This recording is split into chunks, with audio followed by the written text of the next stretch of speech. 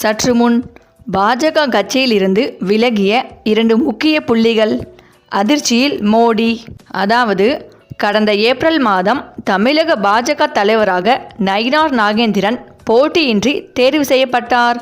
அவர் தலைவரானதும் அதிமுக பாஜக கூட்டணி மீண்டும் இணைந்தது. இதையடுத்து தமிழ்நாட்டின் பல மாவட்டங்களுக்கு விசிட் அடித்து கட்சியின் நிர்வாகிகளை சந்தித்து அவர் மதுரையில் நடைபெற்ற முருக பக்தர்கள் மாநாட்டில் கலந்து கொண்டு கவனம் ஈர்த்தார். இதைத் தொடர்ந்து அதிமுகவுடன் சர்ச்சைகளின்றி சுமூக உறவை பேணி வரும் அவர் கட்சியின் புதிய நிர்வாகிகளின் பட்டியலை தயாரித்து கட்சியின் தலைமைக்கு அனுப்பியிருந்தார். புதிய நிர்வாகிகள் நியமனம் செய்யப்பட்டதால் தேர்தல் வேலைகள் இன்னும் முழுவீச்சில் நடக்கும் என்பதால் டெல்லி தலைமையின் ஒப்புதலுக்காக காத்திருந்தது பாஜக. இந்த நிலையில் தற்போது புதிய நிர்வாகிகளை நியமித்து தனது எக்ஸ் பக்கத்தில் பதிவிட்டிருக்கும் நயினார் நாகேந்திரன் மரியாதைக்குரிய தேசிய தலைவர் ஜே.பி. நட்டா அவர்களின் ஒப்புதலுடன் தமிழக பாரதிய ஜனதா கட்சிக்கு புதிய மாநில நிர்வாகிகள் நியமனம் செய்யப்படுகிறார்கள்.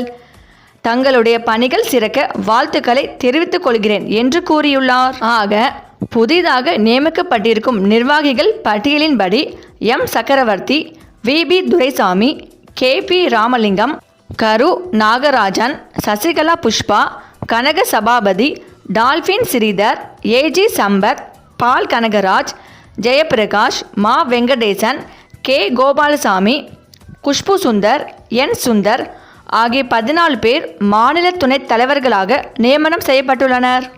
மேலும் மாநில அமைப்பின் பொதுச் செயலாளராக கேசவ விநாயகனும், மாநில பிரிவு அமைப்பாளர் மற்றும் இணை அமைப்பாளராக கே.டி. ராகவன், எம். நாச்சியப்பனும் நியமனம் செய்யப்பட்டுள்ளனர். மாநில செயலாளர்களாக கராத்தே தியாகராஜன், கே. வெங்கடேசன் உள்ளிட்ட 15 பேர் நியமனம் செய்யப்பட்டுள்ளனர்.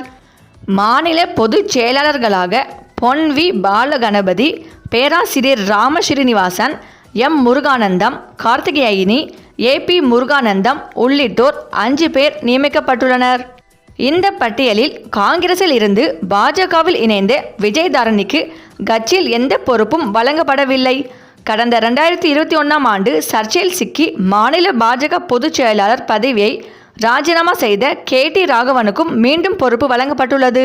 அதிமுகவுடன் மீண்டும் கூட்டணி, தமிழக பாஜகவில் புதிய நிர்வாகிகளின் நியமனம் ஆகியவை வரவிருக்கும் 2026 சட்டமன்ற தேர்தல் முடிவுகளில் அதிக எம்எல்ஏக்களை அக்கட்சிக்கு பெற்று தருமா என்பதை பொறுத்திருந்துதான் பார்க்க வேண்டும். இந்த நிலையில்தான் தற்போது பாஜகவில் புதிய பொறுப்புகள் கொடுப்பதற்கான சில முக்கிய நபர்களை பாஜக தேர்வு செய்தது. அதில் பாஜகவில் இணைந்த சரத்குமார் அவர்களுக்கும் விஜயதாரணி அவர்களுக்கும் பதவி கொடுப்பதாக அதில் அறிவிக்கவில்லை. குறிப்பாக அந்த பட்டியலில் அவர்கள் பெயரும் இல்லாததால் அதிர்ச்சியில் இருந்துள்ளார்கள். இதனால் இந்த பாஜகவும் வேண்டாம், மோடியும் வேண்டாம் என்று முடிவெடுத்து விரைவில் அவர்கள் ராஜினாமா செய்ய முடிவு எடுத்துள்ளதாக தற்போது தகவல்கள் சொல்லப்பட்டு வருகிறது. சரி, இந்த வீடியோ பற்றிய உங்கள் கருத்துக்களை கமெண்ட்ஸில் சொல்லுங்க. மேலும் இந்த வீடியோ உங்களுக்கு பிடித்திருந்தால் லைக் பண்ணுங்க, ஷேர் பண்ணுங்க, மறக்காம நம்ம சேனலை சப்ஸ்கிரைப் பண்ணிக்கோங்க. தேங்க்ஸ் ஃபார் வாட்சிங்.